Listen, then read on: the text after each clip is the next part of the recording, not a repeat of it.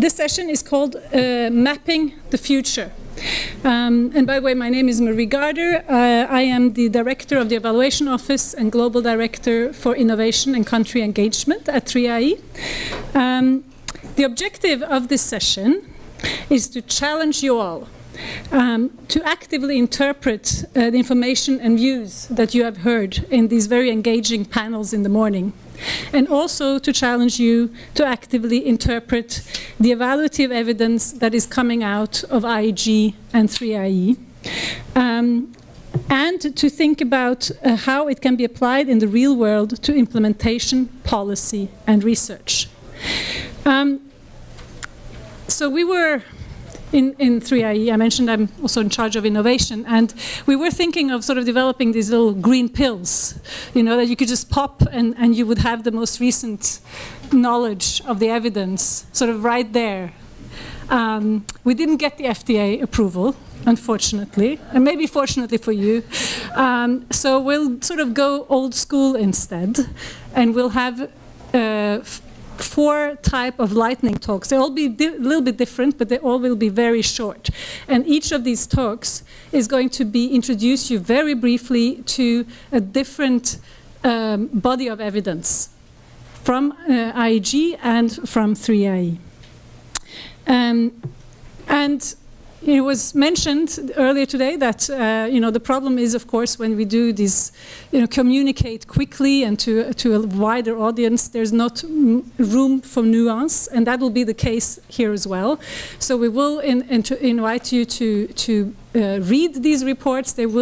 Some of them are already online, available online. Others are sort of very soon hot off the press. But here we sort of engage you in just trying to absorb what you hear in terms of overall insights, and then directly sort of take those insights and be invited to engage around what that means.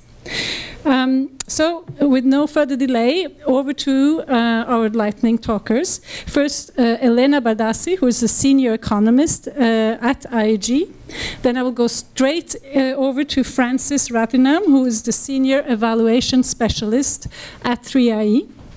That will be followed by a third lightning sort of presentation, which will be a video from 3IE, and then finally, fourthly, I will present to you just some key takeaways from a very, very fresh, hot off the press, systematic review on citizen engagement done by 3IE.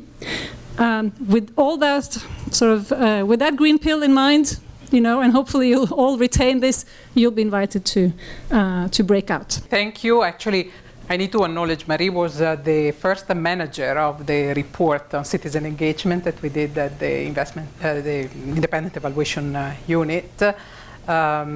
So thank you, Marie. It's very hard to present in 5 minutes in a lightning talk a report that took so long. So in order to do this, I would like to take you to ideal place. That's a place where development means better quality of life for its citizens. In this place, all those who normally are called to find the development solutions, the government, the development institutions, do something very remarkable. They go to the citizens and they ask, what are your priorities? Where should we put the money? How can we create better services, education, health, road? And they are also concerned about understanding which grievances the citizens have and how they can make these things work better for them. And perhaps they even ask the citizens to be partners in designing and implementing development projects and in monitoring their results. In this place, there is trust between the citizens, the government, the development partners, and everybody commits to engage regularly to achieve the best possible development results. So, isn't this great? I believe that all of us probably think that this is how development should look like. And actually the bank says that this is how we should envisage development to be in order to achieve a better development results. And for this reason, in 2014, the bank made a commitment and said that 100% of all our investment project needs to include citizen engagement activities. But does ideal place exist? And if it doesn't exist, can we learn something on what it takes to make it happen? So to answer this question, IG looked at many projects, visited several countries, and a few things stood out. First, it is not enough to make a commitment to create a citizen engagement. The first step is for the bank staff and management to embrace it. And on this front, we found that, yes, there has been progress. The bank staff is more and more committed and believes that citizen engagement is important. And actually, we also saw that an increasing number of projects integrate citizen engagement activities in their design. Second, although there is this increased number of projects with citizen engagement activities, we found that citizens are not yet regular partners. What this means is that, yes, the bank might go to a consultation, to a survey, and then perhaps they don't hear back from the bank again, and they don't know how the instances that they brought to the table were addressed, how their complaints were fixed. So treating citizens as regular partners means opening several channels of communications in both directions so that one can create a long-term relationships where behaviors change, things change in operations, where accountability increases structurally. Third, in order for citizen engagement to be successful, one needs to know with whom we engage. We need to know the citizens. So what we found is that the bank, half of the projects in the bank still treats citizens as a uniform, homogeneous group, when we know this is not the case. So which begs the question, whose voices were heard? Were the women, youth, disabled, the indigenous population listened to? How do we know that development works for them and not just for the elite? Finally, in order to understand how far from ideal place we are, we need to measure the results that have been achieved in order to learn from project experiences. So a level of monitoring that only tells us what was done to meet a commitment is not enough. The bank needs to ask a big fundamental question. What was this engagement for? With whom? Especially which results were achieved? So we know that there are several ingredients. We know which one they are. Actually, the strategic framework for citizen engagement of the bank identifies all these elements very nicely. We know that it has to be a long-term engagement with many channels of communication. It needs to be inclusive.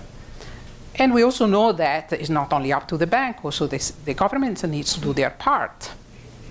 So it's not possible to do this everywhere, but it is possible that actually we saw examples where this works well. We saw the CCT in Dominican Republic, for example, where there are very established processes that connect the citizens and the service providers in a feedback loop that creates a space where the citizens feel safe to voice their concerns and the service providers feel compelled to come and fix the issues that go wrong.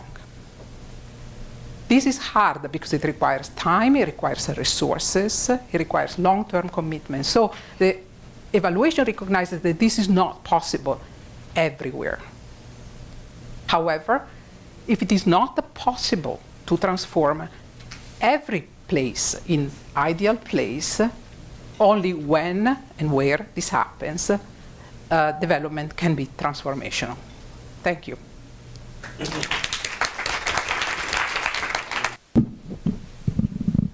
Good afternoon. Most of you might have seen an evidence gap map. So this map is a tool developed by 3IE staff. It's a kind of a systematic compilation of all the rigorous impact evaluations and systematic reviews in a sector or subsector or a theme of like research area. So the map looks something like this. I'll show a live one in a minute. But so all the key interventions in the theme or subsector is in the y-axis, and all the key outcomes in the x-axis. So the power of this tool is it's a simplicity. So we could straight away see the gaps here, that which are the interventions where there is very few studies, which are the outcomes there are not many studies, and also this shows the areas where there are actually a good number of studies where systematic reviews could be done, and so on. So this is a really useful tool for both the policymakers who look for evidence to inform their programs and policies, and also for the researchers and donors who can identify where we need more primary impact evaluations, and also the areas where we could do systematic reviews, and more importantly, like where we can actually avoid replicating the existing evidence. 3A has done about 20 evidence gap maps. One of the recent one is on transparency and accountability in the extractives sector. So to begin with, what we do is we kind of like form an advisory group to come up with a framework, key evaluation questions, and also the interventions and outcomes that's to be studied. In the transparency and accountability evidence gap map, we have identified, sorry, it's not probably very clearly visible.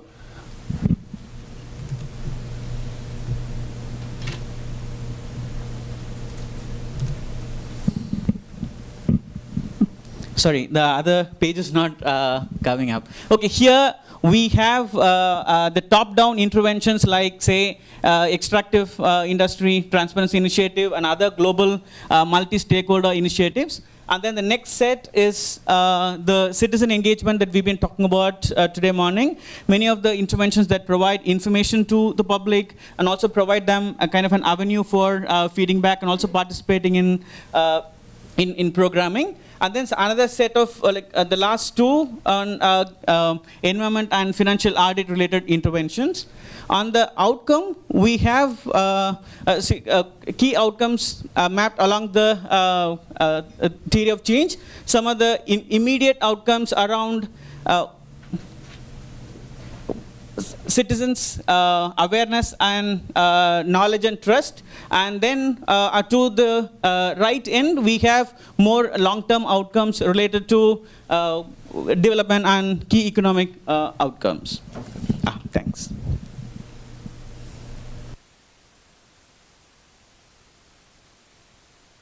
Yeah.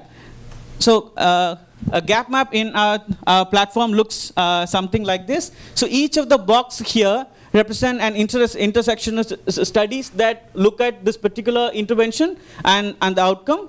The bubbles here represent the number of studies. The bigger the bubble, there's more evidence around this particular combination of interventions and outcomes.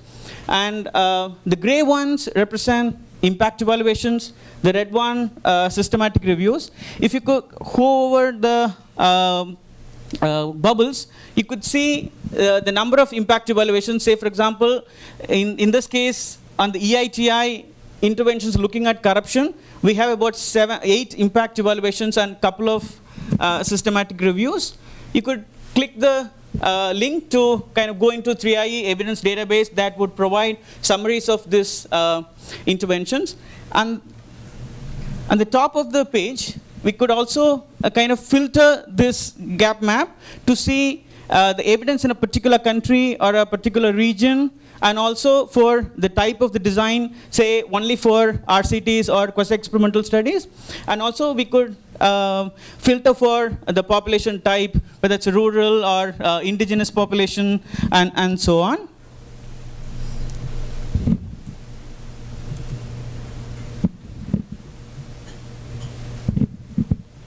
Yeah, like I said, the power of the tool is its simplicity. We could straight away see the gaps here. We have good deal of evidence on EITI related interventions, but there is very little we know about non-EITI multi-stakeholder initiatives at the global level. And also, we have very little evidence around environmental and financial audits in the extractive sector. And on the outcomes, across these interventions, we know very little about the environmental outcomes and the long-term development outcomes. But at the same time, there is also some cluster of evidence around EITI on corruption and the transparency of reporting and so on. And also some bit of evidence around citizen engagement on citizens' knowledge, awareness, and trust on the system in the extractives industry. So just to quickly summarize the implication of this systematic mapping of evidence for future research is there is very little evidence in the extractives because across various interventions and also countries, we have about only 18 impact evaluations and 2 systematic reviews. And looking at the filters, we also see the evidence needs. We need actually a good deal of primary research around, number one, on resource-dependent countries. If we filter for the countries, we would see that the evidence is around like only a few countries, and many of the resource-dependent countries really do not have even one entry. And we also saw that the long-term outcomes are not studied. And then we also, when we filter for gender and other equity-sensitive studies, again, there is a huge gap. And also, at the same time, the clusters of evidence also shows that there's a possibility of future like systematic reviews. We did one around, so this theme, all the community engagement on impact on citizens, trust, knowledge, and so on. So that working paper is available here, and we could also visit our website to see that evidence. I'm sure today morning we heard that the evidence in the transparency and accountability is growing, but I'm sure like many of you would have questions around why we have only about 18 impact evaluations and 2 systematic reviews in this map. I'm really happy to take questions offline to explain what was our inclusion criteria and why there is very few evidence in this space. Thanks, Madi.